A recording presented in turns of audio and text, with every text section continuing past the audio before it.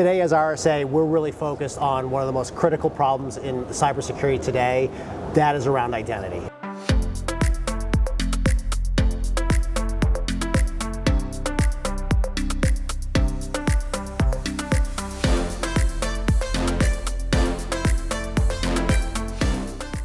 Hello and welcome to the sidelines of the RSA conference here in San Francisco. I'm Jarrett Banks, editor of Tech Edge.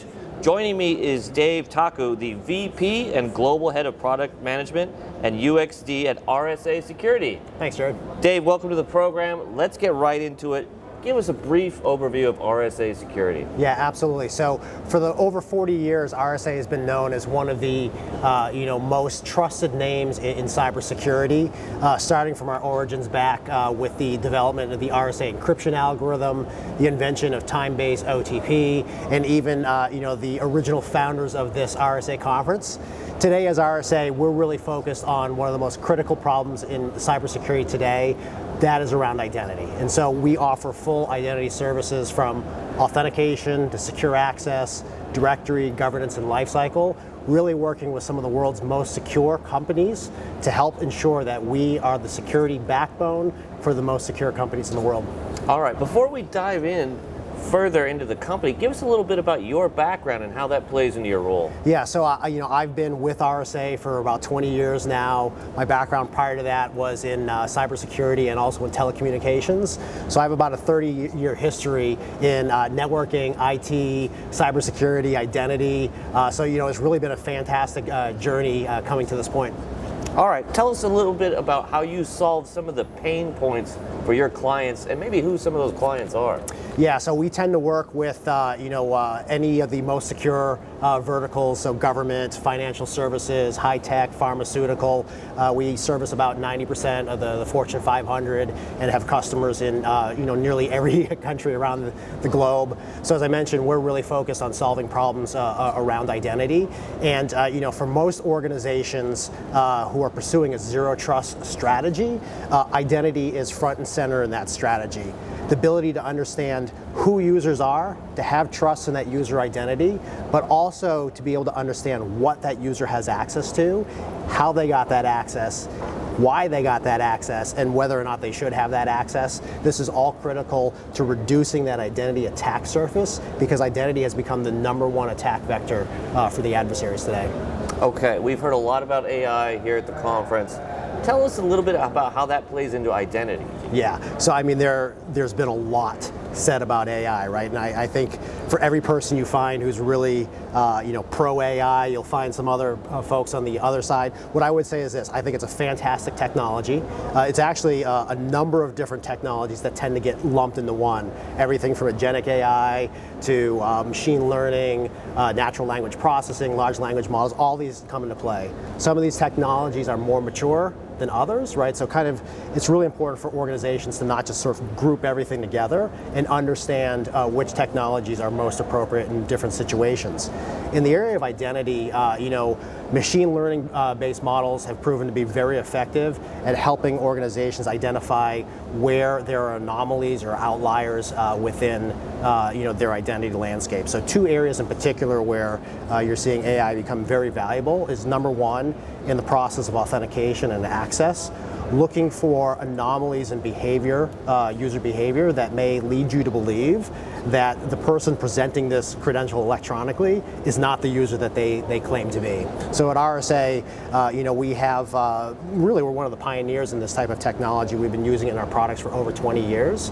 And we look at every single authentication attempt, the behavior that user is exhibiting, how that compares to that user's own individual pattern of behavior historically, and also how it compares to the group norms for that particular organization.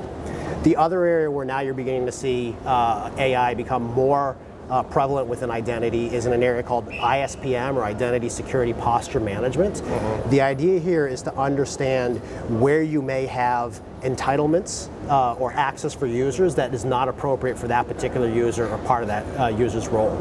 A key element of zero trust is making sure that any access that a user has is appropriate, it's time bound, it's given only when needed, and it's removed after that user no longer needs that access. But you see today in most dynamic organizations, a user may join an organization, they may change roles several times, they leave that organization, and oftentimes they just continue to accumulate entitlements and that doesn't get cleaned up. And so you have many situations where you have what's called orphaned accounts, an account that is an electronic account, there's no physical human being it belongs to anymore. You may have a privilege escalation where a user has accumulated entitlements that is not appropriate for that role. You have segregation of duty violations where a user may have two different types of entitlements they should not have at the same time, like the ability to submit an expense report and then approve their own expense report. And it becomes very, very difficult for organizations to find that needle in a haystack. So, AI is very, very powerful at being able to find these outliers, these abnormalities, to be able to surface those up to human operators and to provide risk scores around those so that organizations understand where should I start first in my attempt to reduce and then maintain that lower identity attack surface.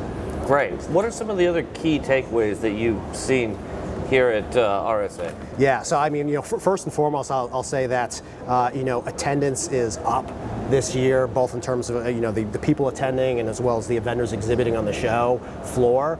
You can feel that energy, and it's clear that cybersecurity is more important now than ever before. RSA hosted a public sector day on Monday, and despite the budget cuts that we're seeing in federal government, we had our largest attendance ever with over 900 attendees at that event. Right, so it's just fantastic to see that. The other thing I would say is that you're seeing that within all the various different disciplines of cybersecurity, all of which are important, that identity continues to surface to the top as one of the most significant and critical conversation points that organizations are really wrestling with today. All right, last question. What's next for RSA Security? What's in the pipeline? Yeah, so we've actually made two announcements here at the show. First is that one of the I think most prevalent trends in identity today is a move towards phishing-resistant, passwordless authentication, and technologies like FIDO are helping organizations to finally begin to eliminate that password, that weakest link in identifying users.